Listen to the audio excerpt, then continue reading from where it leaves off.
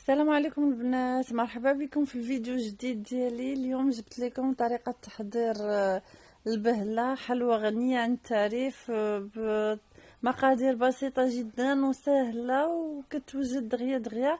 وبعدا مبروك عواشركم، الله يدخلهم عليكم ان شاء الله بالصحة والسلامة وكل ما تمنى. وندوزو دابا للمقادير وطريقة التحضير. المقادير كنحتاجو 200 غرام ديال الزنجلان منقي ومحمر، 2 كيسان ديال العنبه ديال زيت المائده، 150 غرام ديال السكر سنيده، 200 غرام ديال اللوز محمر ومهرمش على هذا الشكل هذا، ساشي ديال الفاني وحده، 3 الخمارات، الزبده ديال المارغرين ديال 250 غرام، وكيلو ديال الفورس مغربل. دابا ندوزو ان شاء الله للطريقه. كناخدو اناء كنوضعو فيه السنيده، بسم الله، الزبده، ساشي ديال الفاني، وقبصه ديال الملح شويه. نسيت قبيله ما قلتهاش لكم في مع المقادير. صافي دابا كناخدو الطراب الكهربائي وغادي نطربوهم. والزبده نسيت ما قلتش لكم، الزبده خاصها تكون في حراره المطبخ، ما تكونش في الثلاجه. يا بسم الله.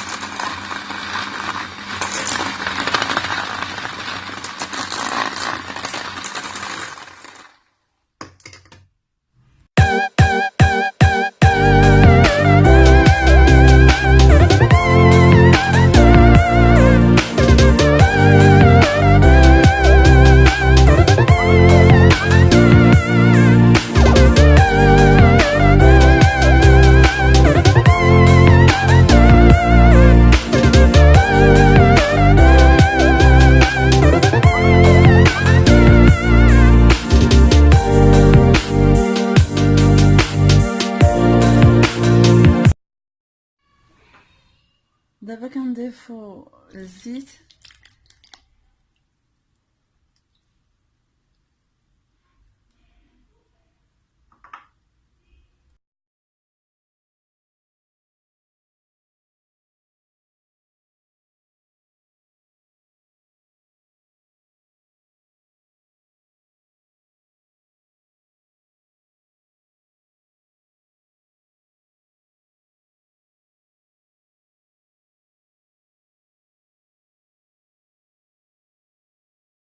على شكل ديال بحال الكريمه.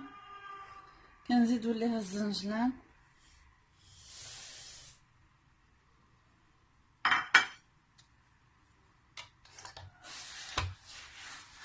نعاودو نطربوه.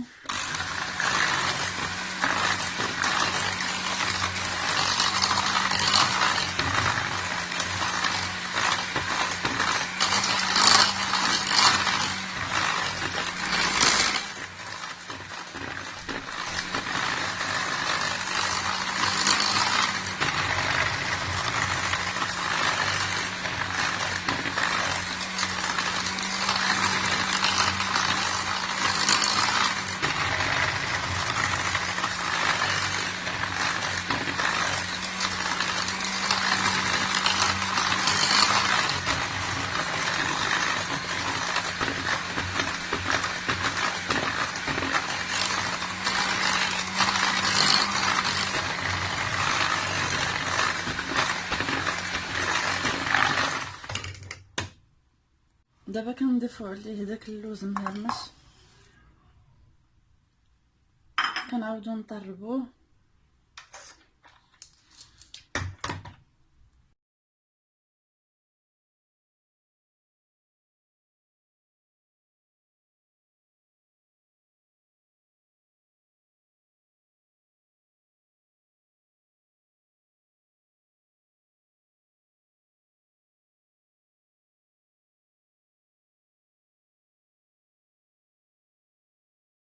دابا غنبداو نزيدو في الفورس بشويه بشويه حتى نشوفو نحصلو على العجينه اللي باغيين.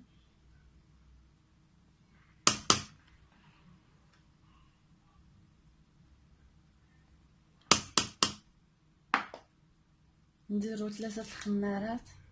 دابا غنديرو الخمارات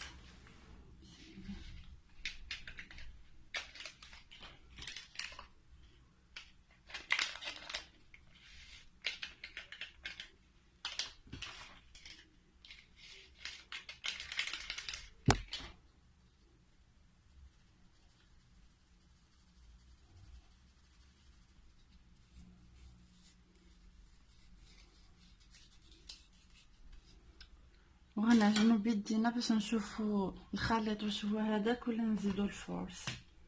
دابا غنستخدمو ايدينا ان شاء الله.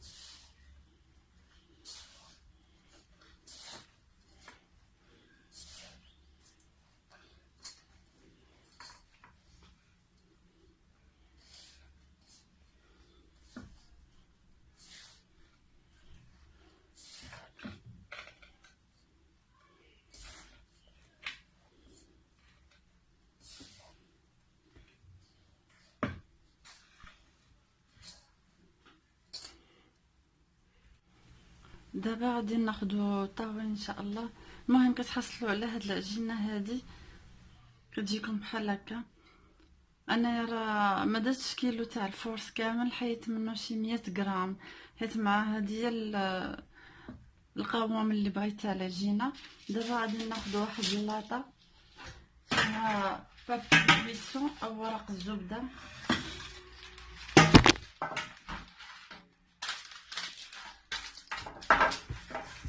صافي كنبداو نكورو ونحطو في الطاوه.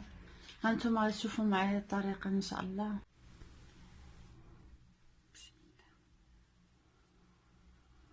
كل واحد يديرها على قد الحلوى اللي بغاها، يا كبيره يا صغيره.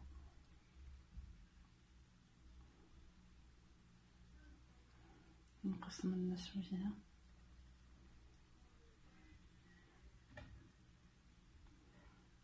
كنكوروه ما كنضغطوش عليه بزاف، غير شويه بحال هكا كتجي صافي. كنحطها في الطاوه، غادي نكمل على هاد الطريقه هادي.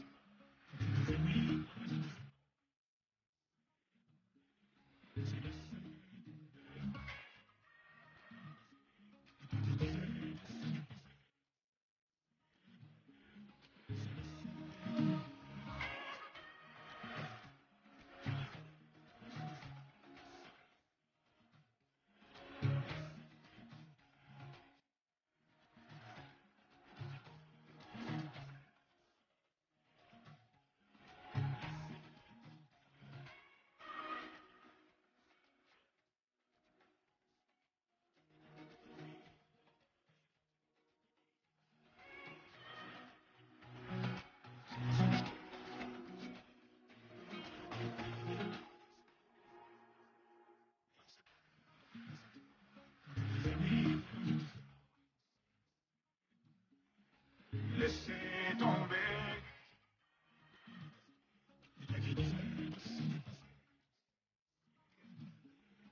Laissez tomber.